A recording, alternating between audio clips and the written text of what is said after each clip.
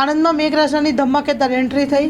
આણંદની અંદર બપોર પછી વાતાવરણમાં એકાએક પલટો આવેલો હતો। બપોર પછી મેઘરાજા આણંદની અંદર સિઝનનો પહેલો વરસાદ કહેવાય તો એવું પણ ચાલી શકે એવી ધમાકેદાર એન્ટ્રીથી આગમન કર્યું હતું। વરસાદને પગલે આણંદની અંદર નગરપાલિકાની પ્રી મોન્સૂન કામગીરીની બેદરકારીના નમૂના ઠેર ઠેર જોવા મળેલા હતા। અને તેમાં વાત કરીએ તો કરમસદની અંદર બસ સ્ટેન્ડ પાસે પાણી ભરાવાની સમસ્યા જોવા મળી હતી। કરમસદ નગરપાલિકાની પ્રી મોન્સૂન કામગીરીની બેદરકારીના દ્રશ્યો પણ સામે આવ્યા હતા। ચાલુ વરસાદે નગરપાલિકાના કર્મચારીઓ પાણી ભરાઈ જતા બસ સ્ટેન્ડ ઉપર ગટરના ઢાંકણા ખોલવાની કામગીરી કરવી પડી હતી।